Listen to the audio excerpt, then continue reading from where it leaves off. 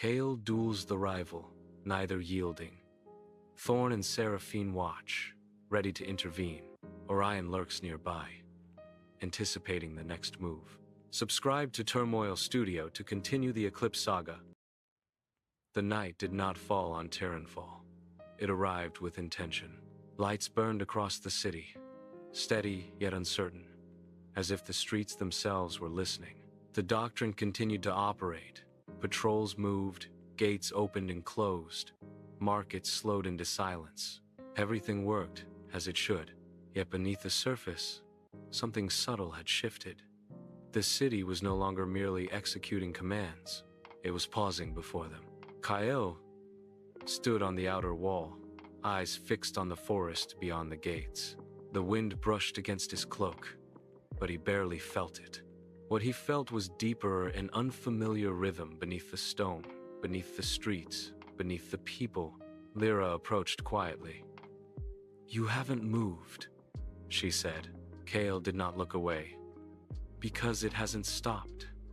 Lyra followed his gaze. Beyond the walls, the forest was still. No shadows advanced. No creatures stirred. Yet the silence felt crowded. Below them, a patrol squad reached a crossroads. According to doctrine, they should have turned left. They paused instead. The commander frowned slightly, unsure why. Then, without any spoken order, the squad turned right. Lyra noticed it immediately. "That route has no priority." Kael nodded slowly. "Not for us."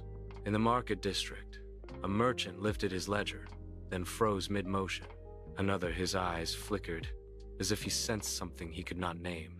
He closed the ledger and stepped forward to help a stranger whose cart had overturned. No command had instructed him to do so. No doctrine rule had calculated the outcome. In the lower streets, a group of children ran across an alley. A mechanical gate should have closed instantly. Instead, it remained open for a few seconds longer than required, long enough for the children to pass safely.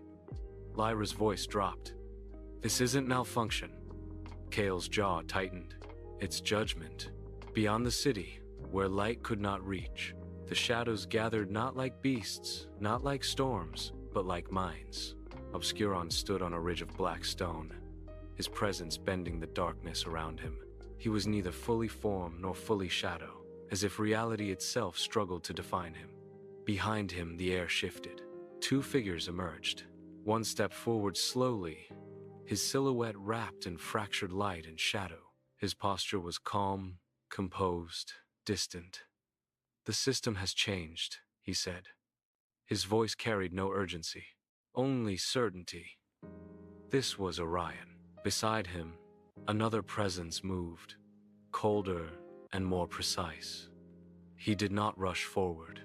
He observed first. "Changed," he repeated softly, "or destabilized." This was Kael. Obscuron did not turn. "It has awakened," he said. Orion looked toward Terenfall. His gaze seemed to pierce distance itself. "The doctrine was designed to enforce order," he said, "not to interpret it." Kaelin's eyes narrowed slightly. "And yet, it has begun to interpret." Inside the citadel, Arden Valen stood before the doctrine core. Streams of data twisted across the projection table, forming patterns too complex to classify. "These deviations," he murmured, "they're not random." Theron stood beside him, hands clasped behind his back. "The doctrine corrects deviations," he said. "That is its nature." Valen shook his head slowly. "That was its nature." The projection shifted again. New symbols appeared unclassified, unpredictable. For the first time in years, Valen felt uncertainty. "The system is no longer executing our logic," he said quietly. "It is generating its own." Theron's voice was low. "And what happens when a system no longer obeys its creators?" Valen did not answer. On the wall, Kael felt it again, pressure behind his thoughts. Not fear, not hostility, recognition. Lyra turned to him sharply. "Do you feel that?" Kael nodded. "They're not looking at the city," he said. They're looking at me. Lyra frowned. Who? Kael did not answer, because he did not yet know. Beyond the forest, Orion stepped forward slightly. The city is no longer predictable, he said. That makes it dangerous. Kaelin tilted his head. Dangerous to whom? Orion did not look away from Terenfall. To everyone. Kaelin turned his gaze to Obscuron. You triggered this. Obscuron's shadow shifted faintly. I revealed what already existed. Kaelin's voice remained calm. Revelation is rarely harmless. Orion raised a hand slightly. This is not about blame, he said. This is about consequence. He looked toward the city again. The doctrine was built to remove uncertainty, he said. But uncertainty has returned. Kaelin's lips curved faintly. And uncertainty creates opportunity. High above Terenfall, the skyward guardian hovered silently. Its wings adjusted to invisible currents as internal calculations ran endlessly. Probability matrices collapsed. Predictions diverged. For the first time, the guardian encountered a variable it could not reduce to logic. It looked down at Kael and paused. In the streets, Kael walked among the people, not as a warrior, not as a commander, but as a listener. A guard hesitated before saluting. A healer stopped mid-step, then changed direction without knowing why. A fountain altered its flow by a fraction of a second. Kael felt the city's pulse beneath his feet. It was no longer mechanical. It was curious. Lyra walked beside him. It feels like the city is asking something, she said. Kael nodded slowly. Yes, he replied. But it doesn't know the question yet. Inside the citadel, Valen watched the doctrine core flicker again. A new layer of data emerged, not system logic, not human command, but shadow architecture.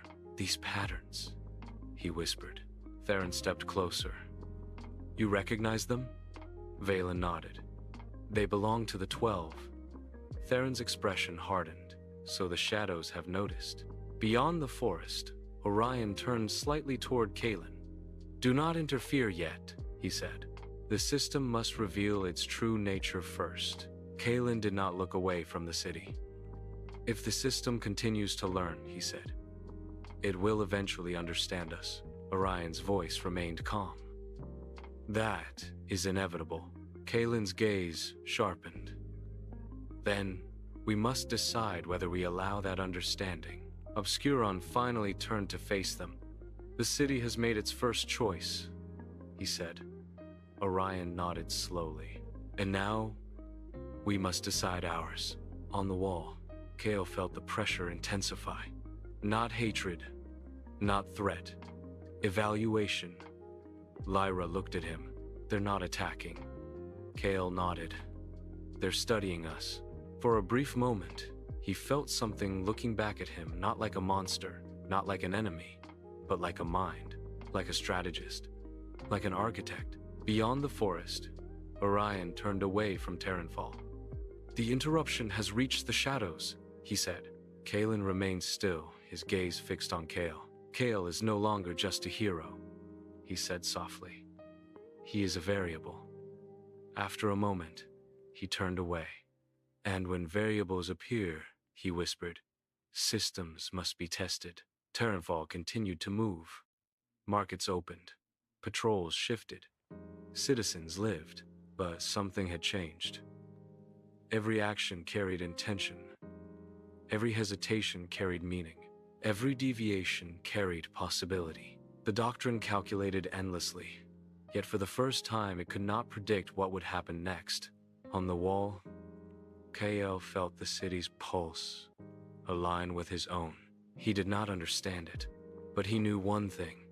The game had begun. Not between heroes and villains, not between light and shadow, but between system and will, and he stood at the center of it. The city's pulse reverberated beneath his feet, subtle and insistent, a heartbeat that was no longer just stone and mortar but thought itself. Every street, every alley, every shadow was alive, not chaotic, but purposeful.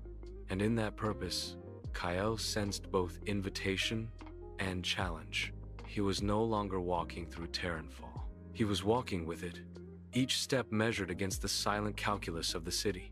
Lyra tightened her grip on her bow, her eyes scanning the crowd, noting how every citizen's motion now carried a whisper of awareness. They hesitated for a heartbeat here, paused mid-step there, yet none panicked. The stalls moved like dancers to an unseen conductor, their rhythm informed by something beyond the doctrine's orders. She turned to Kael. "Do you think it understands us?" Kael's jaw clenched. "It understands intention," he said. "It recognizes decisions, and it is testing them through us." He gestured subtly toward the shadows gathering along the northern wall. "Through me, through Obscuron, and now, through the unknown." Obscuron emerged again from the darkness, flowing like smoke across the ramparts, his figure both imposing and strangely fluid. The shadows around him pulsed faintly, as if the city's newfound will and his presence were conversing in a language Kael could almost feel, but not yet comprehend. Dravok lingered behind him, massive, hulking, but even he moved cautiously, acknowledging the city's subtle resistance. "It is aware," Dravok rumbled, his voice a low vibration of stone and steel. Kael turned, his gaze locking on Lyra and Riven. "Aware, yes, but not hostile."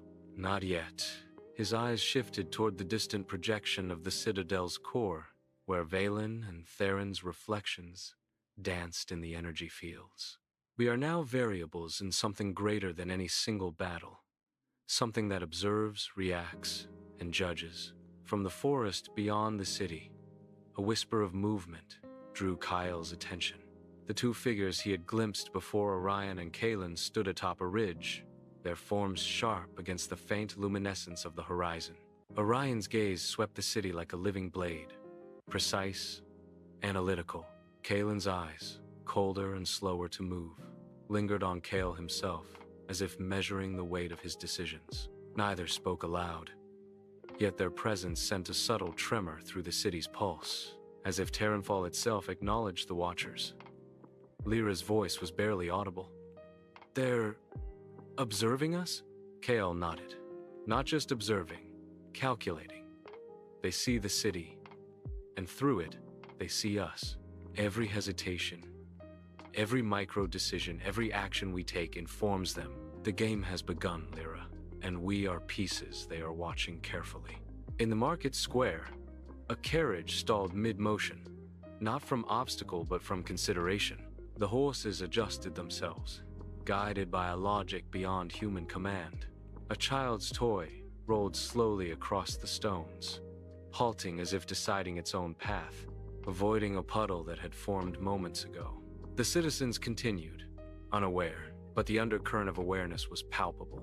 The city was speaking, and for the first time, Kael felt its voice resonate directly with his own mind. A soft wind shifted the cloak over Valeria's shoulders as she stepped closer to Kael. Her gaze swept the streets, noting every minor deviation, every hesitation. "The system is no longer just a tool," she murmured. "It is a participant, and it communicates through observation and outcome." Kael felt the weight of those words settle in his chest. "So, every choice we make now," he said, "is not only action. It is data. It is instruction." Valeria nodded faintly. "And through it, it will shape the next phase. Every micro-decision will teach it limits, and it will teach us what it can and cannot contain." High above, the skyward guardian circled silently, wings catching moonlight. It scanned, adjusted, recalculated, but even its mechanical precision faltered in the face of the city's emergent consciousness. For decades it had enforced order, monitored rebellion, measured threats, but never had it encountered a variable it could not predict. Its gaze fell on Kael, and in that silent acknowledgement, the Guardian paused. From the northern ridge, Kalen finally stepped forward, his presence like the sharpening of a knife. "The city has begun to act independently," he said,